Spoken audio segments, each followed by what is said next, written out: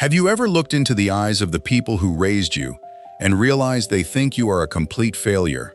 We are told that family is everything, but sometimes family pressure is the heaviest chain you will ever wear. Ethan was 23 years old. He lived in his childhood bedroom in Oak Park, Illinois.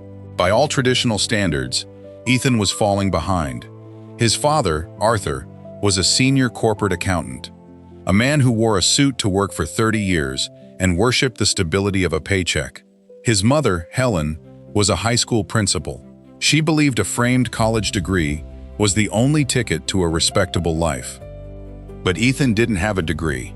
6 months earlier, he quietly dropped out of the University of Illinois. He walked away from a finance major he hated to pursue something his parents couldn't understand. Dinner time in their house wasn't a meal, it was an interrogation. The clinking of silverware against porcelain, the heavy, dramatic sighs, the passive-aggressive questions. Did you apply for that bank teller job today, Ethan? Are you just going to stare at a screen for the rest of your life? They didn't know what Ethan was actually doing. When they looked under his bedroom door and saw the light on at 3 in the morning, they assumed he was playing video games. They assumed he was lazy. They didn't know he was teaching himself to code. They didn't know he was building a digital logistics software for independent truckers. To Arthur and Helen, if you couldn't wear it on a resume, it wasn't real. The shame began to suffocate Ethan.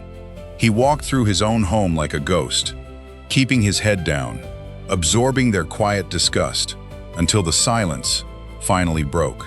It was Thanksgiving evening. Relatives were over. Uncles and aunts were boasting about their children, medical school, law school, corporate promotions. When an uncle asked Ethan what his plans were, Arthur answered for him. "Ethan doesn't have plans," his father snapped, his voice carrying across the silent dining room. "Ethan is waiting for a miracle, or waiting for me to die so he can inherit this house." The room froze. Ethan looked at his mother. She didn't defend him, she just looked away. His father gave him an ultimatum right there in front of everyone. Go back to college, get a real job, or get out of my house by the 1st of the month. Ethan didn't yell, he didn't argue, he excused himself from the table. He went upstairs, packed a single duffel bag, grabbed his laptop, and walked out the front door into the freezing Chicago wind. He didn't wait for the 1st of the month. Phase 1 of his new life was nothing but survival. Ethan rented a tiny, run-down studio apartment on the South Side. His bank account had exactly $412 in it. For 6 months, his diet consisted of dollar-slice pizza and cheap instant coffee. He had no safety net, no friends to distract him. He entered extreme monk mode.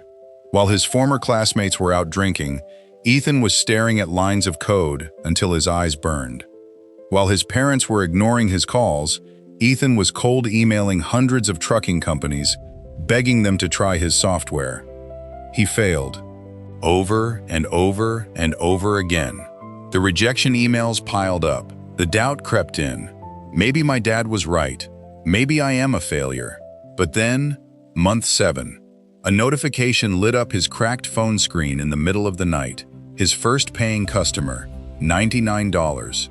It wasn't a million, but it was proof that he wasn't crazy. Over the next 2 years, Ethan became a ghost to the outside world. He didn't buy designer clothes. He didn't post his success on social media. He just worked. Word of his software spread. 10 customers turned into 100. 100 turned into 1,000. By his 25th birthday, Ethan wasn't just making a living. His company was generating over $80,000 a month in recurring revenue. He was a self-made millionaire, but he stayed quiet. One Tuesday afternoon, his phone rang.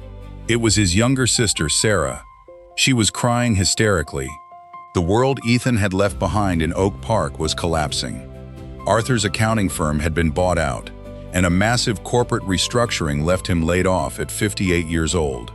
Worse, a terrible investment decision with his retirement fund had wiped out their savings. They were drowning. They owed $350,000 to the bank. The foreclosure notice was already taped to the front door of Ethan's childhood home. They had 30 days to pack up and leave. Ethan didn't hesitate. He drove back to the house he had been kicked out of. He walked through the front door. The house felt cold, empty. He found his father sitting at the kitchen table, staring blankly at a pile of past-due bills.